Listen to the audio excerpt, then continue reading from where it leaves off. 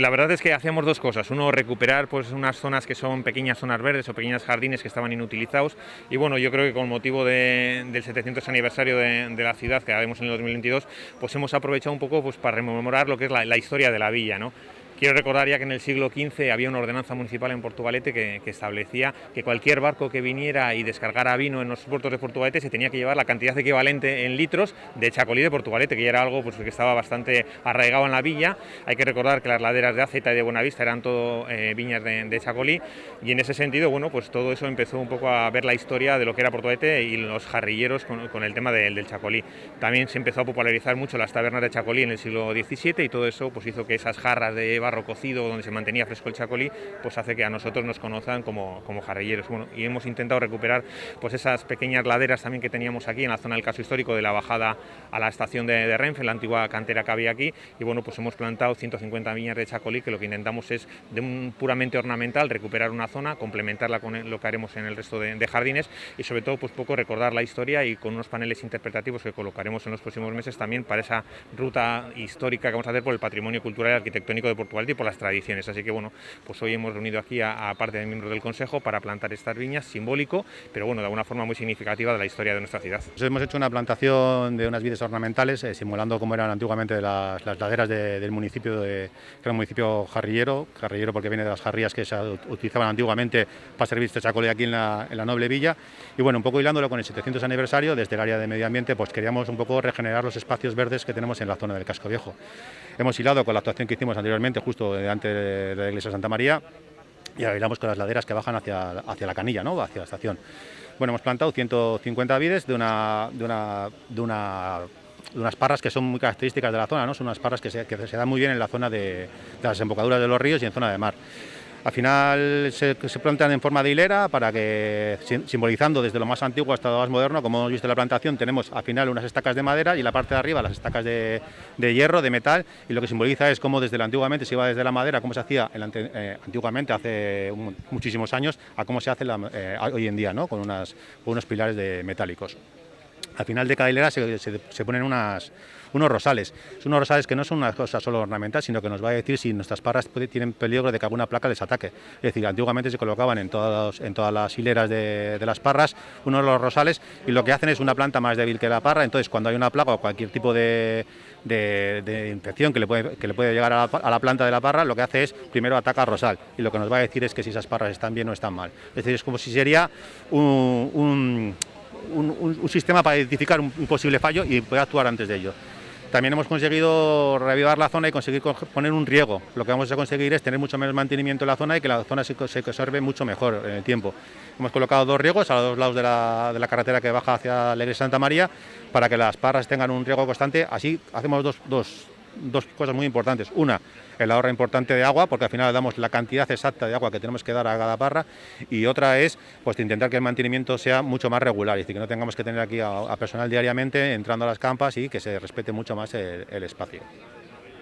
También, a raíz de que se van a plantar estas parras, lo que vamos a hacer es hacer dos tipos de plantaciones un poquito debajo de esas parras, que son una plantación de flores muy coloridas, que se llama un hidrocultivo, que se va a hacer en la zona de abajo de las parras, y unas plantas aromáticas. ¿Para qué? Para continuar y dejar ese espacio totalmente rehabilitado, ¿no? Es decir, que al final que sea un espacio que a simple vista, cuando vengas, que con el marco incomparable de la desembocadura de Nervión y el puente colgante y la basílica, pues queda un espacio, como digo yo, de fotografía y regenerando un poco lo que es el casco histórico de Portugalete. Todo esto hilado a que tenemos el 700 a la vuelta de la esquina, y con el fantástico consejo que tenemos, pues creo que ha sido un empiece, como hemos comentado los compañeros, un inicio simbólico de lo que va a ser esto dentro de 4 años, ¿no? Que es lo que tenemos en cuenta para que las parras den su fruto. Al final son parras pequeñitas que tienen que ir creciendo, y que bueno, poco a poco, con el mantenimiento y el cariño que le vamos a dar todos los portugalujos y portugalujas, pues vamos a conseguir tener un viñedo que sea algo que los portugalujos nos podamos sentir orgullosos de nuestras raíces y de nuestro futuro, que al final es eso. En 4 años, por tanto, el viñedo habrá dado sus frutos. ¿Se hará chacolí con esas uvas que salgan de aquí? Es meramente ornamental. Yo no creo que deba chacolí, porque yo creo que va a dar como mucho juego en el municipio lo de las parras, pero bueno, la idea es que recuperemos un poco nuestra historia, que yo creo que es importante saber de dónde venimos, saber por qué nos llamamos jarrilleros, saber que la gente se están reconvirtiendo muchas zonas verdes del municipio a ser zonas verdes, aparte de ornamentales, de gran uso para la ciudadanía, y creo que este es el inicio de muchas acciones que vamos a llevar a cabo. No, al final el plantar algo siempre es algo ilusionante, ¿no? Yo creo que muchas veces plantamos en nuestras casas un árbol o una flor o lo que sea, y hoy un poco la idea del plantar este viñedo nos une a lo que es la celebración del 700 y la manera de empezar no tan oficial, ¿no? Digamos como esto del 11 de junio más pomposa, pero sí la más, no sé, campechana, como decirlo, que nos une a nuestra tradición, ¿no? El tema de lo que suponía los viñedos para el pueblo, el chacolí, lo que se producía a partir de estos viñedos y lo que había en torno, ¿no? a la relación entre las personas. Los chacolís, lo que son los espacios donde de restauración, de las tabernas de entonces, era donde nos juntábamos, ¿no? El pueblo. Y hoy en día también, aunque con la pandemia estamos todos un poco pues, buscando los espacios para socializarnos, puede ser una manera también de recuperarlo. Y el símbolo para mí, yo creo que es el inicio, ¿no? El plantar algo, puede ser un arranque también en ese sentido, de algo que ya está dando frutos. Hay trabajo en la comisión, hay subcomisiones de trabajo, hay el consejo, hay más de 100 personas trabajando de las entidades y de todo el municipio, vecinos y vecinas, y un poco la idea es esa, dar inicio a todo esto, y ya estamos en ello, y bueno, pues ya el 11 de junio de este año algo puede haber, y ya el 11 de junio del año que viene, que es la fecha, pues desde luego, ¿no? Y a lo largo de todo el año más celebraciones, pues el inicio, yo creo que es lo importante. O sea, que nos adelantas que ya tenéis alguna cosa prevista para este 11 de junio, aunque en realidad los 700 años se cumplen el de 2002. Eso es, estamos dando forma desde las comisiones y el consejo a esa fecha inicial, el año antes, ¿no? Como un punto, hito importante a algún acto, alguna cosita o algo. Evidentemente, en el contexto actual de pandemia no va a ser ni una efeméride que nos vamos a juntar todo el mundo en la calle, pero algo va a haber. Nos podemos adelantar mucho porque estamos poniendo todo en orden para poder hacerlo de la mejor manera posible, y algo va a haber, sí. Sois 18 las personas que formáis parte del Consejo Asesor del 700 aniversario de Portugalete, pero luego dices como hay como un centenar de personas más que están ahí en las diferentes comisiones de trabajo. ¿Se puede seguir colaborando, aportando, se puede participar? Eso es, esas 18 personas representan por un lado a los partidos políticos representados en el ayuntamiento, en el pleno, ¿no? Y luego también a todas las entidades y personas relevantes o entidades relevantes del municipio. Y debajo de eso están, debajo y soportando todo, las comisiones, que esas 100 y pico personas están trabajando en distintas comisiones, histórica, económica, de programación, de comunicación, de logística, y ese es el espacio que ahora mismo está trabajando, como decíamos, pero del que están saliendo ya ideas y centrándose un poco ya en lo que se quiere hacer y priorizando, y ahí es donde todavía va a haber más oportunidades, ¿no? De ser una más. La gente que está dando ideas porque le apetece dar ideas y trabajar en eso, pero la gente que quiera sumarse a los actos que haya, no solo como visitante o participante pasivo, sino como participante activo. Habrá cosas también para participar, eso es. Lo importante que era en el pasado, en los siglos XV, XVI, XVII, el chacolí para Portugalete, desde el punto de vista económico sobre todo, ¿no? Bueno, pues la verdad se ha dicho es que Portugalete tenía dos actividades principales.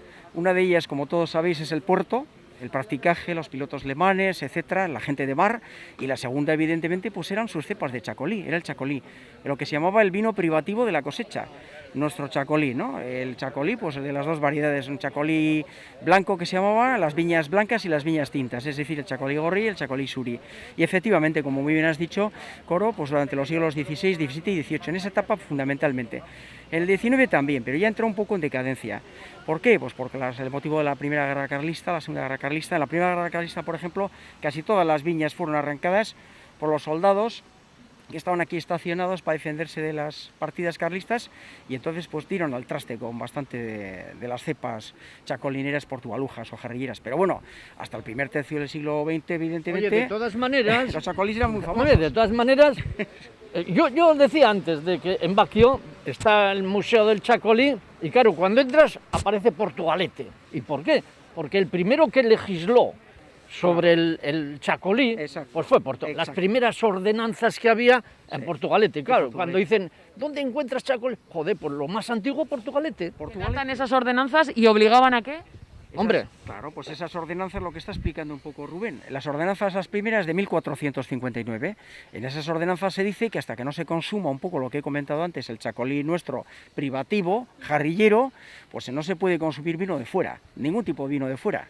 Había las normas que tenían para proteger a las viñas propias. Exactamente. Y entonces, antes de que si no acabamos, no puedes traer vino. Y una vez que acabes, puedes traer. Pero mientras tanto, nada. Claro. Y contabais que los chacolís aquí en Portugalete pervivieron hasta la primera mitad del siglo XX.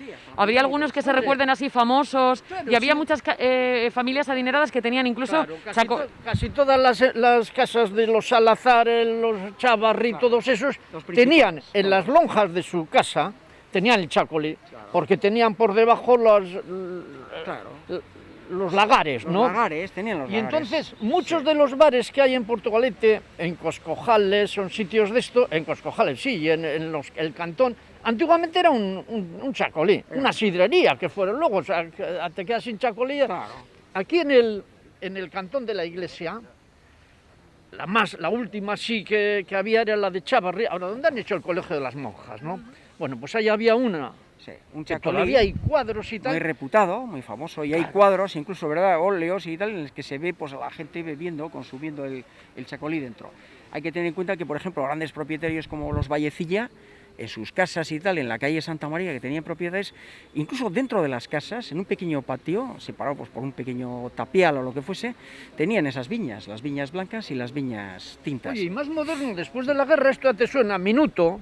Sí, el bar Minuto. Tenía abajo el chacolí, tenía unos árboles y unas parras, o sea, eso ya de los años 40. Decían en General Castaños. En General Castaños, o sea, eso ha sido, pues hasta... ¿Qué ha pervivido mucho esa tradición chacolinera portugaluja. Y claro, En el siglo XIX, a final del siglo XIX, pusimos una relación Sí. nosotros en el Mariómetro hace poco de todos los que había, los chacolís que en uno de había, los cuadernos que portugalujos había 20 o consta, 30. Sí, 20 o 30 chacolís. De familias que lo explotaban y tenían en todo esto que tenemos hasta ¿Dónde se Santurce, encontró? Pues en Áfeta, en Aváchalo, en la zona de Buenavista. y desde Cabieces Toda esa parte, hasta toda esa Cabieces.